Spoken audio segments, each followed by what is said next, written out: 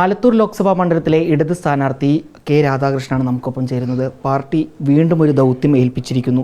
മണ്ഡലം തിരിച്ചു പിടിക്കുക എന്നതിനോടൊപ്പം തന്നെ വലിയ ഭൂരിപക്ഷത്തിൽ നേടുക എന്നൊരു ലക്ഷ്യം കൂടിയുണ്ടോ? ഈ തെരഞ്ഞെടുപ്പിൽ ഇടതുപക്ഷ ജനാധിപത്യ മുന്നണി തീരുമാനിച്ചിരിക്കുന്നത് നമ്മുടെ കേരളത്തിൽ നിന്നും ബഹുഭൂരിപക്ഷം സീറ്റിലും ഇടതുപക്ഷ മുന്നണി സ്ഥാനാർത്ഥികളെ വിജയിപ്പിക്കാൻ വേണ്ടി. അതിൻ്റെ പ്രധാനപ്പെട്ട കാരണം ഇന്ത്യൻ പാർലമെൻറ്റിൽ കഴിഞ്ഞ 5 വർഷക്കാലം ഇടതുപക്ഷ ജനാധിപത്യ പ്രസ്ഥാനങ്ങളുടെ പ്രാതിനിധ്യം കുറവായിരുന്നു. അതായത് പാർലമെൻറ്റ് അംഗങ്ങളിൽ കുറവായിരുന്നു. അത് പല ഘട്ടങ്ങളിലും നമ്മുടെ രാജ്യം വളരെ ആശങ്കയോടുകൂടി തന്നെയാണ് കണ്ടത്. കാരണം ഓരോ ജനവിരുദ്ധ നിയമങ്ങളും നമ്മുടെ പാർലമെൻറ്റ് വന്ന സമയത്ത് യാതൊരു തരത്തിലുള്ള പ്രതിഷേധമില്ലാതെയാണ് അതെല്ലാം പാസ്സാക്കി പോകുന്ന സ്ഥിതി ഉണ്ടായത്. ഇപ്പോൾ വീണ്ടും ഒരു യോഗം പാർലമെൻറ്റ് വിളിച്ച് കൂട്ടിയിരിക്കുകയാണ് ഈ 12-ാം തീയതി മറ്റും. അത് അങ്ങനെ ഒരു നിയമം ആ സമയത്ത് വിളിച്ചു കൂട്ടി ചെയ്യേണ്ട ഒരു കാര്യമില്ല. അപ്പം അതിനെല്ലാം ചെയ്യാനുള്ള ആത്മവിശ്വാസം ഭരണകൂടത്തിനുണ്ടാകുന്നത് എതിർക്കാൻ ആളില്ല എന്നുള്ളതാണ്. അല്ലെങ്കിൽ എതിർപ്പ് രേഖപ്പെടുത്തുന്നത് അത് ശുഷ്കിച്ചു പോകുന്നു. അപ്പോൾ ഇന്ത്യൻ പാർലമെൻറ്റിൽ ഇടതുപക്ഷങ്ങളുടെ അംഗസംഖ്യ വർദ്ധിച്ചിട്ടുണ്ടായിരുന്നെങ്കിൽ ഇത്തരം സംഭവങ്ങൾ ഉണ്ടാകില്ല എന്ന് നമ്മുടെ രാജ്യം മുഴുവൻ ഉറ്റുനോക്കുന്ന സന്ദർഭത്തിലാണ് 18-ാം ലോക്സഭാ തെരഞ്ഞെടുപ്പ് വരുന്നത്. അതുകൊണ്ട് തന്നെ ഇടതുപക്ഷങ്ങളുടെ അംഗസംഖ്യ ഇന്ത്യൻ പാർലമെൻറ്റ് വർദ്ധിപ്പിക്കുക എന്നായിരിക്കണം ഈ തെരഞ്ഞെടുപ്പിൻ്റെ മുഖ്യ ലക്ഷ്യം. എല്ലാവർക്കും ഒരു സംശയം ഉണ്ടായിരുന്നത് കെ രാധാകൃഷ്ണൻ ആലത്തൂരിൽ മത്സരിക്കാൻ വരുമോ എന്നൊരു കാര്യമായിരുന്നു. മന്ത്രിയാണ്, അവർ മന്ത്രിസ്ഥാനം എല്ലാം വെച്ചുകൊണ്ടിരിക്കുന്ന സമയത്ത് വരുമോ എന്നൊരു ആശങ്കയുണ്ടായിരുന്നു. നമ്മൾ ഏത് സ്ഥാനത്തിരിക്കണം എന്ന് തീരുമാനിക്കുന്നത് നമ്മളല്ലല്ലോ. നമ്മളെ ഈ ദൗത്യം ഏൽപ്പിച്ച പാർട്ടിയാണ്. അത് ഓരോ ഘട്ടത്തിലും ഓരോ ചുമതലകൾ നിർവഹിക്കണമെന്ന് പറയും.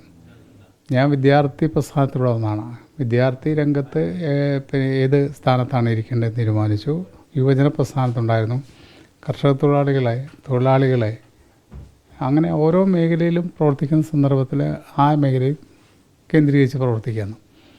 പിന്നീട് ജനപ്രതിനിധിയായിട്ട് തിരഞ്ഞെടുക്കപ്പെട്ടു. ആ തിരഞ്ഞെടുക്കപ്പെട്ട ആ വേദി പരമാവധി പാർട്ടിയുടെയും ജനങ്ങളുടെയൊക്കെ തന്നെ താല്പര്യത്തിന് വേണ്ടി വിനിയോഗിച്ചു. ഒരിക്കലും വ്യക്തിപരമായ താല്പര്യത്തിന് വേണ്ടി ഏതെങ്കിലും സ്ഥാനമാനങ്ങൾ നേടുകയോ അല്ലെങ്കിൽ മറ്റു രീതിയിൽ എന്തെങ്കിലും ചെയ്യുകയോ ചെയ്തിട്ടില്ല. പാർട്ടി ഏൽപ്പിക്കുന്ന ഉത്തരവാദിത്വം മന്ത്രിയാണെങ്കിൽ മന്ത്രിയായി ആ സ്ഥാനം വഹിച്ചിട്ടുണ്ട്. ആ സ്ഥാനം ഒരിക്കലും എൻ്റെ സ്വന്തം താല്പര്യത്തിനോ താല്പര്യത്തിനോ ഉപയോഗിച്ചിട്ടില്ല. 2 ഘട്ടത്തിലായി മന്ത്രിയായി. ഒരു ഘട്ടത്തിൽ സ്പീക്കറായി, പിന്നീട് MLA ആയി, അല്ലെങ്കിൽ MLA ആയിട്ട് ഇരുന്നിട്ടുണ്ട്. അങ്ങനെ ഓരോ ഘട്ടത്തിലും എന്നെ ഏൽപ്പിച്ച ഉത്തരവാദിത്വം ഞാൻ പരമാവധി ചെയ്യാൻ വേണ്ടി ശ്രമിച്ചിട്ടുണ്ട്. ഇപ്പോൾ മന്ത്രിസ്ഥാനത്തിരുന്നുകൊണ്ടാണ് മന്ത്രിയാണ്. ഇപ്പോൾ കൃഷ്ണൻകുട്ടിയൊക്കെ ഉണ്ട്. മന്ത്രിസ്ഥാനത്തിരുന്നുകൊണ്ട് തന്നെ പാർട്ടി തീരുമാനിച്ചു, ഇടതുപക്ഷ മുന്നണിയും തീരുമാനിച്ചു ആലത്തൂർ മണ്ഡലത്തിൽ മത്സരിക്കണം. ഞാൻ മാത്രമല്ല മറ്റ് പല ആളുകളെയും തീരുമാനിച്ചിട്ടുണ്ട്. ആ തീരുമാനം അംഗീകരിക്കുക എന്നുള്ള ഒരു സമീപനമാണ് ഇക്കാലത്തും സ്വീകരിച്ചിരിക്കുന്നത്. അതുകൊണ്ട് തന്നെ മന്ത്രിസ്ഥാനമാണോ MP സ്ഥാനമാണോ അല്ലെങ്കിൽ MLA സ്ഥാനമാണോ അല്ലെങ്കിൽ പാർട്ടിയിൽ ഉത്തരവാദിത്വം നിർവഹിക്കുകയാണോ എന്നൊന്നും നോക്കാറില്ല. പാർട്ടി ഏൽപ്പിക്കുന്ന ഉത്തരവാദിത്വം നിർവഹിച്ചു പോവുകയാണ് എൻ്റെ ചുമതല. നിലവിലെ ആലത്തൂരിലെ രാഷ്ട്രീയ സാഹചര്യങ്ങൾ എങ്ങനെയാണ്? ഏതൊക്കെ ഘടകങ്ങൾ സഹായമാവും എന്നാണ് കരുതുന്നത്? നിലവിൽ കേരളത്തിലെ രാഷ്ട്രീയ സാഹചര്യം ഇടതുപക്ഷത്തിന് അനുകൂലമാണ്. ആലത്തൂരിലും ഒട്ടും പുറകിലില്ല. ഇവിടെ 7 അസംബ്ലി മണ്ഡലങ്ങളാണുള്ളത്. ആ 7 അസംബ്ലി മണ്ഡലം കഴിഞ്ഞ തെരഞ്ഞെടുപ്പിൽ വലിയ ഭൂരിപക്ഷത്തോടു കൂടിയാണ് തിരഞ്ഞെടുക്കപ്പെട്ടത്. അതിൽ നമ്മുടെ ചിറ്റൂർ മണ്ഡലം എന്ന് പറയുന്നത് കൃഷ്ണൻകുട്ടിയേട്ടൻ തിരഞ്ഞെടുക്കപ്പെട്ട വലിയ ഭൂരിപക്ഷത്തിലാണ്. അങ്ങനെ നോക്കിക്കഴിഞ്ഞാൽ ചിറ്റൂരാണെങ്കിലും അതുപോലെ തരൂരാണെങ്കിലും ആലത്തൂരാണെങ്കിലും നെമ്മാറയാണെങ്കിലും ചേലക്കര, കുന്നംകുളം, വടക്കാഞ്ചേരി ഈ മണ്ഡലങ്ങളെല്ലാം തന്നെ ഇടതുപക്ഷങ്ങൾക്ക് വലിയ പിന്തുണയാണ് കഴിഞ്ഞ തെരഞ്ഞെടുപ്പിൽ ഉണ്ടായത്. അത് തീർച്ചയായിട്ടും ആ തെരഞ്ഞെടുപ്പിനേക്കാൾ കൂടുതൽ ഗൗരവത്തോടു കൂടി ജനങ്ങൾ ഈ തെരഞ്ഞെടുപ്പിനെ കാണുന്നു. അതുകൊണ്ട് തന്നെ എല്ലാ മണ്ഡലങ്ങളിലും ഇടതുപക്ഷത്തിന് വലിയ മുൻതൂക്കം ഉണ്ടാകാനുള്ള സാഹചര്യമാണുള്ളത്. പ്രതിപക്ഷം ഉൾപ്പെടെ പറയുന്നത് ഭരണപക്ഷ വിരുദ്ധമായിട്ടുള്ള വോട്ടുകൾ ഉണ്ടാവും, അതെല്ലാം ചെറുക്കാൻ വേണ്ടിയിട്ടാണ്, അല്ലെങ്കിൽ അതും കൂടി അനുകൂലമാക്കാൻ വേണ്ടിയാണ് മന്ത്രിയെ ഉൾപ്പെടെ ഇത്തരത്തിലൊരു പരീക്ഷണത്തിന് CPM-ഉം LDF-ഉം തയ്യാറെടുക്കുന്നത്.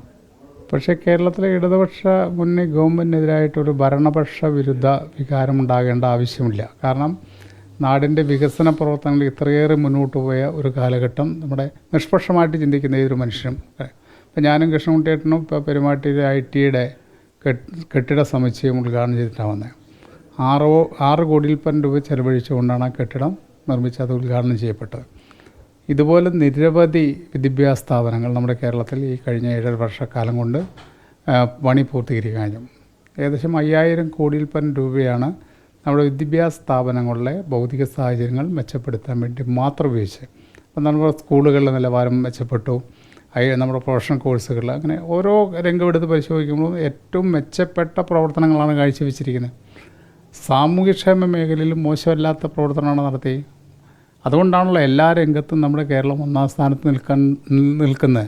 ആരൊക്കെ എന്ത് പറയുമ്പോഴും ഔദ്യോഗികമായിട്ട് വരുന്ന എല്ലാ റെക്കോർഡുകളിലും പറയുന്നത് കേരളം ഓരോ രംഗത്തും എടുത്ത് പരിശോധിക്കും 1-ാം സ്ഥാനത്താണ്. വെറുതെ വരില്ലല്ലോ.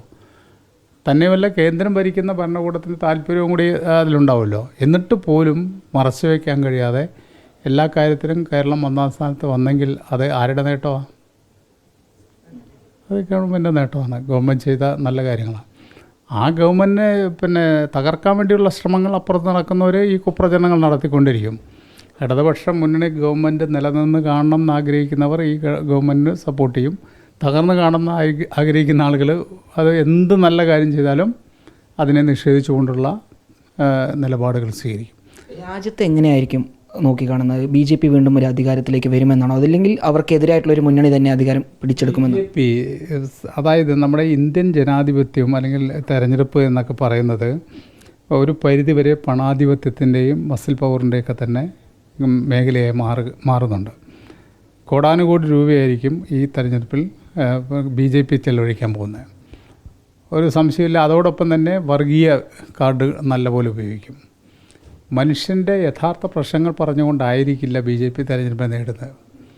മനുഷ്യൻ്റെ ജീവിതത്തിൽ ഞങ്ങൾ മാറ്റം ഇന്നതുണ്ടാക്കി എന്ന് പറയുന്നതിന് പകരം ഇങ്ങനെ മനുഷ്യനെ വിഭജിച്ച് നേട്ടമുണ്ടാക്കുക എന്നുള്ള ഒരു സമീപനമായിരിക്കും സ്വീകരിക്കും. അതിൻ്റെ ഏറ്റവും വലിയ ഉദാഹരണം എന്ന് വെച്ചാൽ നമ്മുടെ രാജ്യം പുരോഗതി പ്രാപിച്ചു എന്ന് നാഴികയ്ക്ക് 40 വട്ടം പറയുമ്പോഴും രാജ്യത്തിൻ്റെ പൊതുസ്ഥിതി എന്താണ് എന്നുള്ളത് നമ്മൾ പരിശോധിക്കുമ്പോൾ അത് കാണാൻ കഴിയും. ഏറ്റവും പ്രധാനപ്പെട്ട കാര്യം മനുഷ്യൻ പട്ടിണിയില്ലാതെ ജീവിക്കുക എന്നുള്ളതാണ്. ആ ദരിദ്ര രാജ്യങ്ങളുടെ കൂട്ടത്തിൽ നമ്മുടെ എണ്ണം എത്രയാണ് എന്ന് പരിശോധിക്കുമ്പോഴാണ് നമ്മുടെ രാജ്യത്തിൻ്റെ വികസനത്തിൻ്റെ നേട്ടം മാർക്ക് ലഭിച്ചു. ഇപ്പോൾ 2013 കണക്കനുസരിച്ച് കൊണ്ട് നമ്മുടെ രാജ്യം ദാരിദ്ര്യമുള്ള ഏറ്റവും കൂടുതൽ ദാരിദ്ര്യമുള്ള രാജ്യങ്ങളിലെ കണക്കിൽ നമ്മൾ 55-ാം സ്ഥാനത്തായിരുന്നു. 2023 ആയപ്പോൾ അത് 111-ാം സ്ഥാനത്തേക്ക് ഉയർന്നു. 127 രാജ്യങ്ങൾ എടുത്തു കഴിഞ്ഞപ്പോൾ അത് 121 സ്ഥാനത്ത് നമ്മുടെ രാജ്യം നിൽക്കുകയാണ്. പട്ടിണി പെരുകുന്നു, ദാരിദ്ര്യം പെരുകുന്നു. അങ്ങനെ ഒരു നാടാണ് നമ്മുടെ എന്നുള്ളത് തിരിച്ചറിയേണ്ടത്. പിന്നെ പ്രൊപ്പഗൻഡയ്ക്ക് വേണ്ടിയിട്ട് കോടാനുകോടി രൂപ ചെലവഴിക്കും. പിന്നെ തെരഞ്ഞെടുപ്പ് സമയത്ത് കോടാനുകോടി രൂപ ചെലവഴിക്കും.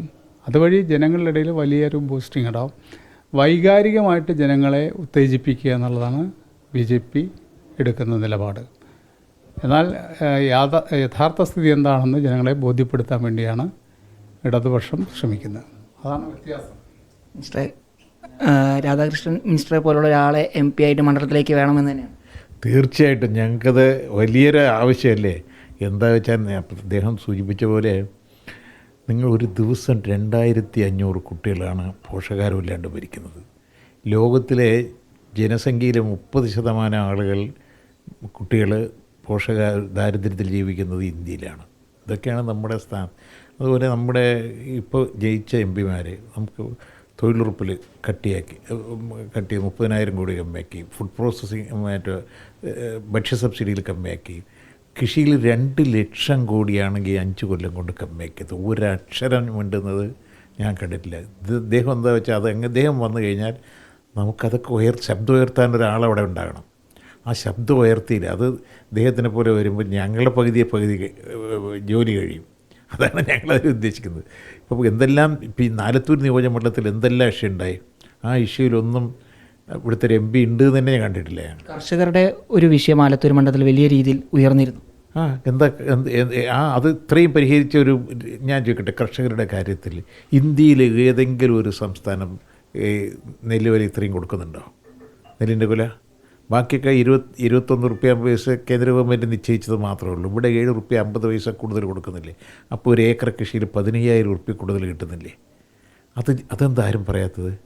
ഇടത് എം പിമാർ ഈ ലോക്സഭയിലേക്ക് എത്തി പറഞ്ഞാൽ ഈ ഒരു കർഷകരുടെ പ്രശ്നത്തിനെല്ലാം വലിയൊരു അറുതി ഉണ്ടാകുമെന്ന്. തീർച്ചയായിട്ടും അവിടെ ഈ കർഷകരുടെ ഇപ്പോൾ കോപ്പറേറ്റ് ടാക്സ് 35% 20% കുറച്ചു. 2.5 ലക്ഷം കോടിയാണ് അവർക്ക് ആനുകൂല്യം കൊടുത്തത്. എന്തിനറിയോ? ഇതൊക്കെ കട്ട് ചെയ്യാൻ, തൊഴിലുറപ്പിൽ കട്ട് ചെയ്യാൻ, പട്ടികജാതി പട്ടികവർഗ്ഗക്കാരുടെ കട്ട് ചെയ്യാൻ, ഇതൊക്കെ കട്ട് ചെയ്യാനുള്ള പൈസ എവിടെ നിന്നാണ് ഉണ്ടാക്കിയത്? ഇതൊക്കെ കട്ട് ചെയ്ത് എന്തിനാണ് അറിയുക? ഈ കോപ്പറേറ്റുകൾക്ക് സഹായം ടാക്സ് കൊടുത്ത് 2.5 ലക്ഷം കോടിയാണ് അവർക്ക് ഇളവ് കൊടുത്ത്. ഞാൻ ചോദിക്കട്ടെ, നിങ്ങൾ തന്നെ എടുത്ത് നോക്കുള്ളൂ. ഇപ്പോൾ കടം എത്രയാണ് എഴുത്തള്ളത്? 14 ലക്ഷം കോടിയാണ് ബാങ്കുകളുടെ കടം എഴുത്തള്ളത്, പൊതുമേഖലാ സ്ഥാപനങ്ങളുടെ. ആരും ഒന്നും ശബ്ദിച്ചില്ലല്ലോ. എത്രയാണ് അവർക്ക് പലിശ? 3 ലക്ഷം കോടി അദാനി അംബാനി മിത്തലിന് കൂടി 3 ലക്ഷം കോടി എഴുത്തള്ളി. എത്രയാണ്? 0.1% ഇൻട്രസ്റ്റ്. അതാണ് എഴുത്തള്ളിയത് ഇവിടുത്തെ. നിങ്ങൾ ആരും ചർച്ച ചെയ്തില്ല. ഇത് ചോദിക്കാനും അവിടെ ആരും ഉണ്ടായിരുന്നില്ല. ആരുണ്ടാകണമെന്ന് ഇവിടെ എം പിമാരോടെങ്കിലും ചോദിച്ചോ? ഇതൊക്കെ ഞാൻ നേരത്തെ സൂചിപ്പിച്ച പോലെ ഇദ്ദേഹത്തിനെ പോലെ ജനങ്ങളുടെ പ്രശ്നത്തിൽ മനസ്സിലാക്കി ജനങ്ങളുടെ വേദന അറിയുന്നവർ വേണം അവിടെ പോകണമെങ്കിൽ. അവിടെ പോലുള്ളവർക്ക് ആലത്തൂരിൻ്റെ ചരിത്രത്തെയും അതുപോലെ തന്നെ ആലത്തൂരിൻ്റെ ആൾക്കാരുടെ സ്വഭാവത്തെയും അറിയാം. ഇത്തവണ എത്ര വോട്ടിന് ഭൂരിപക്ഷം ആണ് കരുതുന്നത്? വിജയമല്ല, ഭൂരിപക്ഷം എത്ര ഉണ്ടാകുമെന്നാണ് കരുതുന്നത്? എനിക്ക് എൻ്റെ ആഗ്രഹത്തിൽ ഇത്രയും എതിർപ്പ് BJPക്കും കോൺഗ്രസിനും ഇതിനൊക്കെ ഉണ്ടായ ഒരു 2 ലക്ഷം വോട്ടിന് കിട്ടണം. അത് തന്നെയാണ് കണക്ക്. അദ്ദേഹം പറഞ്ഞല്ലോ. ഏതായാലും വലിയൊരു വിജയ പ്രതീക്ഷയിലാണ് ഇടതുമുന്നണി ആലത്തൂരിലുള്ളത്. 2 ലക്ഷത്തിലധികം വോട്ടുകൾക്ക് അല്ലെങ്കിൽ 2 ലക്ഷം വോട്ടുകളുടെ ഭൂരിപക്ഷത്തിൽ ആലത്തൂർ മണ്ഡലം LDF നേടും എന്നാണ് മണ്ഡലത്തിലുള്ള വൈദ്യുതി മന്ത്രിയായിട്ടുള്ള കെ കൃഷ്ണൻകുട്ടി ഉൾപ്പെടെ പങ്കുവെക്കുന്നത്. വീഡിയോ ജേർണലിസ്റ്റ് വിനയരാജനൊപ്പം reporter Iqbal Arkkal, in Reporter Palakkad.